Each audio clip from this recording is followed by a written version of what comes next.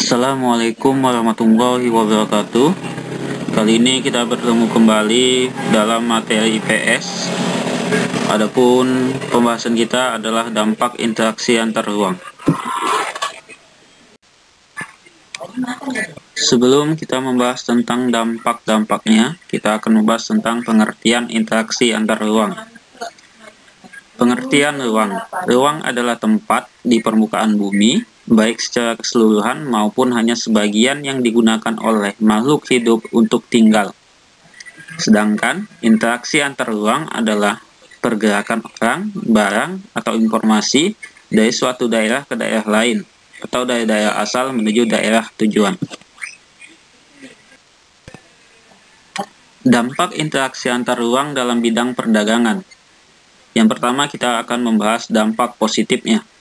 Yang pertama, meningkatnya perdagangan dan sistem dalam perdagangan suatu daerah, sehingga meningkatnya ekonomi suatu daerah. Yang kedua, terbentuknya kerjasama antar daerah melalui perdagangan. Yang ketiga, keuntungan semakin banyak diraih. Yang keempat, kualitas sumber daya manusia semakin meningkat. Yang kelima, membangun pribadi penduduk yang aktif dan selalu berinteraksi.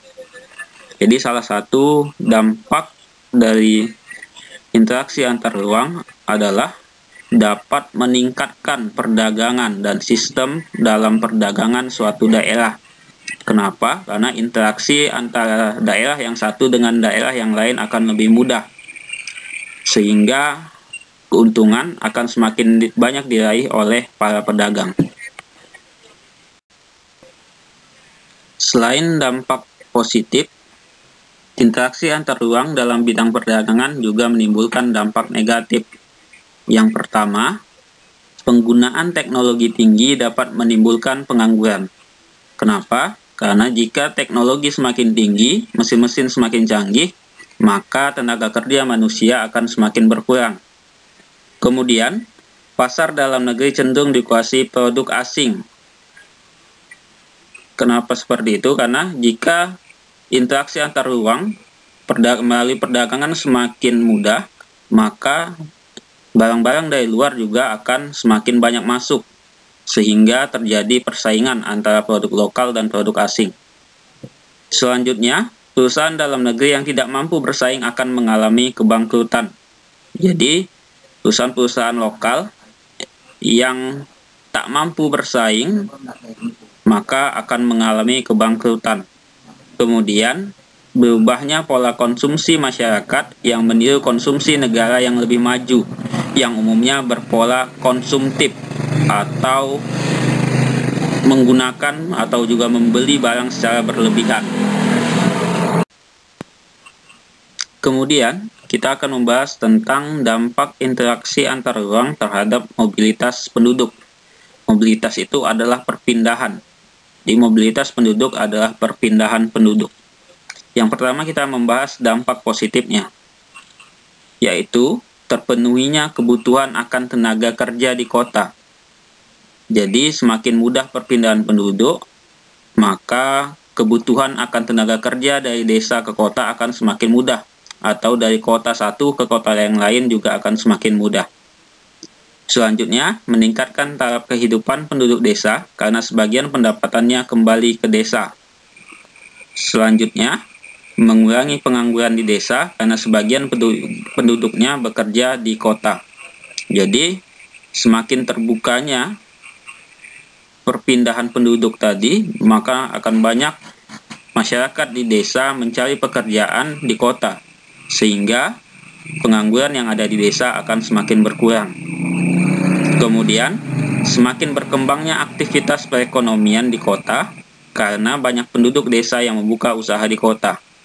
Jadi, mobilitas penduduk ini juga akan menimbulkan perpindahan penduduk, baik dari desa ke kota ataupun sebaliknya.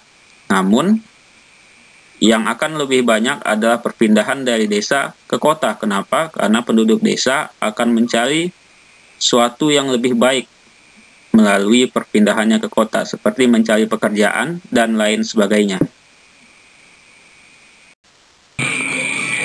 Selain dampak positif, interaksi antar ruang terhadap mobilitas penduduk juga menimbulkan dampak negatif. Yang pertama, berkurangnya tenaga kerja di desa yang masih produktif dan mau bekerja dalam bidang pertanian.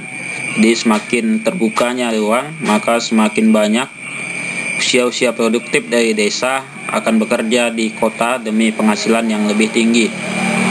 Kemudian, berkurangnya tenaga kerja yang memiliki keterampilan dan pendidikan yang tinggi di desa. Dia yang memiliki keterampilan lebih dan pendidikan yang tinggi, maka akan lebih memilih bekerja di kota demi pendapatan yang lebih tinggi. Kemudian, banyaknya tindak kejahatan di perkotaan. Jadi beberapa penduduk yang pindah ke kota juga tak selamanya mendapatkan pekerjaan seperti yang diinginkan, sehingga terjadinya pengangguran. Pengangguran itu adalah salah satu alasan atau juga salah satu faktor yang menimbulkan tindak kejahatan di perkotaan. Selanjutnya, meningkatnya pengangguran di kota karena sebagian urbanisan kesulitan memperoleh pekerjaan di kota. Jadi, pengangguran itu diakibatkan salah satunya adalah sebagian urbanisan tidak memiliki keterampilan atau pendidikan yang pas untuk dia memperoleh pekerjaan di kota, sehingga tingkat pengangguran akan semakin tinggi.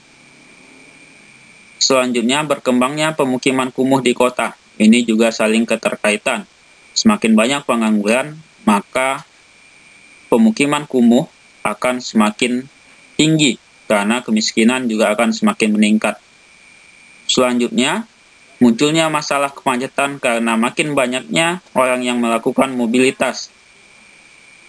Semakin banyaknya penduduk yang pindah ke kota, maka akan menimbulkan kemacetan karena perpindahan dari satu tempat ke tempat yang lain di wilayah perkotaan akan semakin tinggi. Yang terakhir, munculnya masalah lingkungan seperti masalah sampah, karena sebagian penduduk yang pindah ke kota belum bisa menyesuaikan diri dengan cara hidup di kota. Baiklah, itulah materi kita untuk kali ini. Kita akan bertemu lagi di materi yang akan selanjutnya. Jangan lupa kalian catat materi ini ke dalam buku catatan, karena akan saya periksa di pertemuan yang akan datang. Terima kasih. Billahi taufiq wal hidayah. Wassalamualaikum warahmatullahi wabarakatuh.